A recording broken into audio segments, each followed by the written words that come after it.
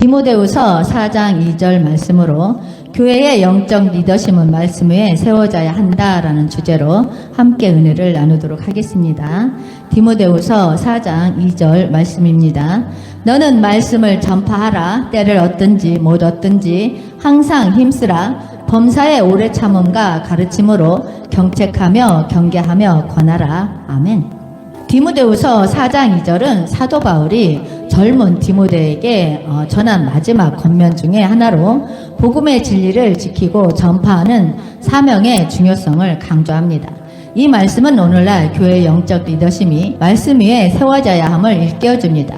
사랑하는 여러분, 우리는 지금 빠르게 변화하는 시대 속에 살고 있습니다.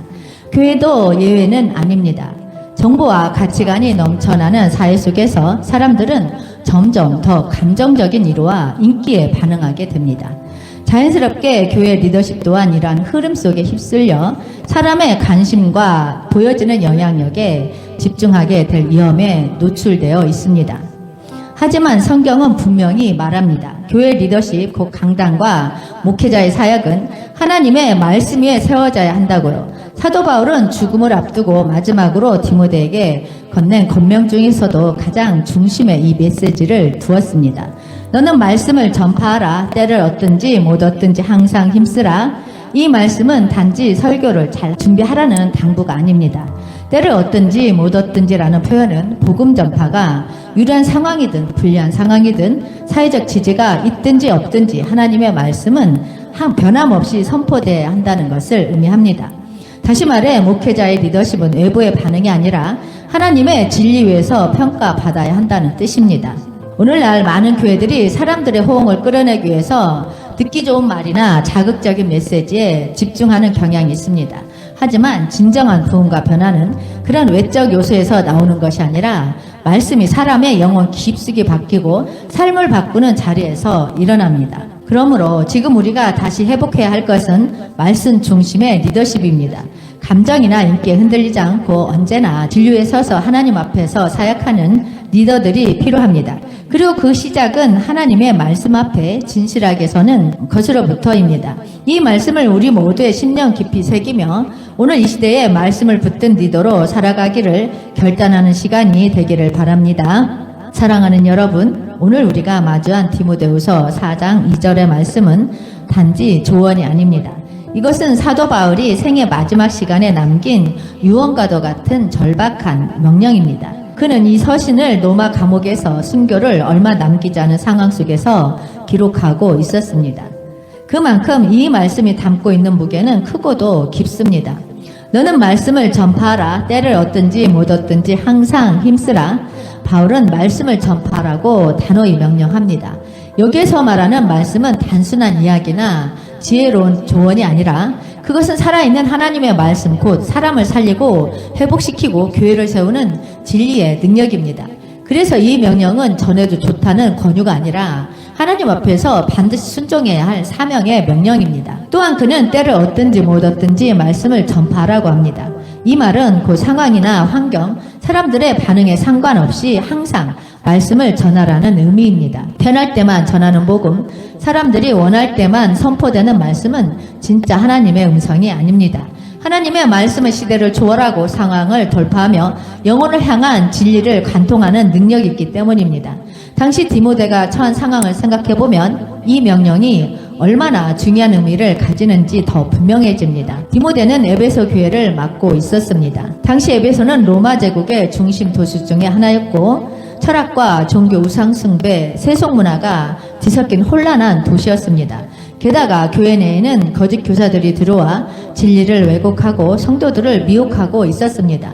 그런 상황에서 바울은 디모데야, 어떤 유혹에도 흔들리지 말고 말씀을 전하라. 이것이 너의 사명이며 교훈을 지키는 유일한 길이다 라고 말한 것입니다. 오늘날 교회도 마찬가지입니다. 문화는 끊임없이 바뀌고 세상은 교회를 향해 비판하고 조롱합니다. 때로는 말씀을 전하는 것이 시대에 뒤떨어진 것처럼 보이고 어떤 때는 복음을 부드럽게 포장하라고 유혹합니다. 하지만 하나님의 말씀은 시대마다 사람마다 똑같이 필요합니다. 사랑하는 여러분, 말씀을 삶의 중심에 두십시오. 말씀을 선포하는 담임 목사님과 교육자들을 위해서 기도하십시오. 무엇보다 우리가 말씀으로 살아가는 살아있는 예배자가 되기를 간절히 바랍니다. 바울처럼 마지막까지 말씀을 붙들고 디모데처럼 어떤 상황 속에서도 말씀을 전하며 말씀으로 교회를 세워가는 우리 모두가 되기를 소망합니다. 사랑하는 여러분, 디모데후서 4장 2절의 말씀을 전파하라. 때를 얻든지 못 얻든지 항상 힘쓰라. 이 명령은 수천 년이 흐른 지금도 여전히 살아있고 지금의 교회와 사역자들에게도 동일하게 울리고 있는 하나님의 음성입니다. 이 말씀을 삶과 사역 전체로 증명한 한 사람, 바로 16세기 종교개혁의 불꽃을 지핀 마틴 루터입니다. 마틴 루터는 당시 로마 카톨릭 교회의 타락한 모습을 바라보며 깊은 고민에 빠졌습니다. 교회는 면죄부를 팔며 돈으로 제사함을 사고 팔았고 성경보다는 교회의 전통과 교황의 말이 진리인 양 여겨지는 현실 속에서 그는 참된 신앙과 말씀의 권위가 무너지고 있음을 보았습니다. 그는 대학에서 성경 연구하던 중 로마서 1장 17절의 말씀 의인은 믿음으로 말미암아 살리라는 이 구절 앞에서 강력한 깨달음을 얻게 됩니다. 그리고 그는 이 말씀을 중심으로 사람을 구원하는 것은 인간의 행위나 공로가 아닌 오직 하나님의 은혜와 믿음이라는 진리를 외치기 시작합니다. 이 진리에선 루터는 1517년 비텐베르크 성당 정문에 95개조 반박문을 내걸며 면죄부와 교회의 부패를 정면으로 비판합니다. 이것은 단순한 도전이 아니었습니다. 그의 생명, 그의 사역, 그의 모든 것을 걸고 내디딘 말씀의 개혁이었습니다. 그는 이렇게 고백합니다. 내 양심은 하나님의 말씀에 사로잡혀 있습니다. 내가 성경으로 설득되지 않는 한 나는 아무것도 철회할 수 없습니다. 나는 여기에 서 있습니다. 나는 달리할 수 없습니다. 하나님이여 나를 도우소서. 아멘. 이 외침은 단지 용기의 표현이 아닙니다. 그것은 말씀 앞에 선 자의 담대함, 말씀을 생명의 기준으로 삼은 자의 고백입니다. 루터는 오직 성경을 외치며 교회의 모든 권위와 전통, 인간의 해석 위에 하나님의 말씀만이 최고의 권위라고 선언합니다. 당시 그에게 가해진 위협은 작지 않았습니다. 파문을 당하고 목숨의 위험 속에서도 그는 말씀을 번역하고 설교하고 가르쳤습니다. 독일어로 성경을 번역하여 평신도들이 직접 하나님의 말씀을 이해할 수 있도록 한 그의 노력은 오늘날 우리가 손쉽게 성경을 읽고 묵상할 수 있는 기반이 되었습니다. 루터의 삶은 우리에게 묻습니다. 당신의 사역과 예배, 설교와 기도, 삶의 중심에 정말로 말씀이 있습니까? 사람들의 반응과 감정이 아니라 하나님의 진리 위에 서 있습니까? 사랑하는 여러분, 교회는 수많은 위기의 시대마다 말씀으로 돌아갈 때 새로워졌습니다. 오늘날 교회가 회복되려면 다시 말씀 중심으로 세워져야 합니다. 말씀이 강단의 중심이 되고 사역자의 내면에 새겨지고 성도들의 삶에 흘러 들어갈 때 교회는 진리 위에서 흔들림 없이 서게 됩니다. 말씀 위에 서는 사역자, 말씀에 순종하는 교회, 그것이 오늘도 하나님께서 찾으시는 리더십의 모습입니다. 우리 모두 말씀 앞에 다시 서고 말씀 안에서 다시 걸어가기를 소망합니다. 사랑하는 여러분, 우리가 지금 마주하고 있는 시대는 진리의 기준이 흔들리고 대중의 감정과 여론이 진리를 대체하려고 하는 위험 속에 있습니다. 교회 역시 이 흐름 앞에서 방향을 잃고 흔들릴 수 있는 위기에 놓여 있습니다. 이런 때일수록 교회 리더십은 변하지 않는 하나님의 말씀 위에 더 굳건히 서야 합니다. 디모데후서 4장 2절에서 사도 바울은 디모데에게 마지막 유언과도 같은 권면을 남깁니다. 말씀을 전파하라. 때를 얻든지 못 얻든지 항상 힘쓰라. 이 말씀은 단지 설교하라는 명령이 아닙니다. 이는 삶의 모든 자리에서 진실로 호흡하며 살라는 사도 바울의 깊은 영적 강구입니다.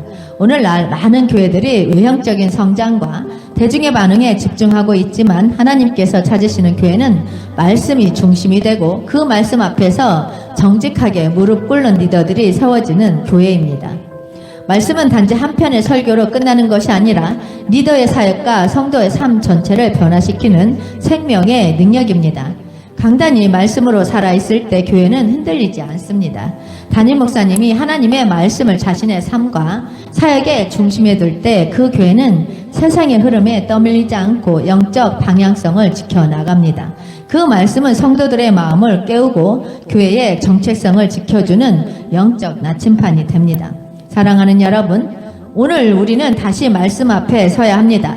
우리의 교회가 말씀을 잃어버린다면 아무리 프로그램이 화려하고 외형이 성장해도 그것은 속이 빈 껍데기에 불과한 것입니다. 그러나 작은 교회일지라도 말씀에 서 있는 교회는 하나님께서 기뻐하시는 진리의 공동체가 될 것입니다. 말씀은 리더십을 바로 세웁니다. 말씀은 교회를 정결하게 합니다. 말씀은 시대를 뛰어넘어서 하나님의 뜻을 이룰 능력을 담고 있습니다. 그러므로 우리는 기도해야 합니다. 주여, 우리 담임 목사님이 하나님의 말씀 앞에 항상 엎드리는 자가 되게 하옵소서. 우리 교회가 인기나 감정이 아니라 진리 위에 세워지게 하옵소서. 교단 전체가 하나님의 말씀을 중심으로 하나 되고 말씀을 기준으로 의논하고 결정하게 하옵소서. 말씀 없는 강단은 침묵이며 말씀 없는 교회는 어둠이며 말씀 없는 지도자는 방향을 잃은 배와 같습니다. 이제 우리가 말씀으로 다시 시작합시다. 삶에서 말씀을 실천하고 예배 가운데 말씀을 갈망하고 사역의 모든 걸음 속에 하나님의 말씀을 기준으로 삼는 교회가 됩시다. 그리하여 이 시대를 향한 말씀이 살아 움직이는 강단, 말씀이 흐르는 교회, 말씀에 순종하는 성도들이 되기를 진심으로 소망합니다.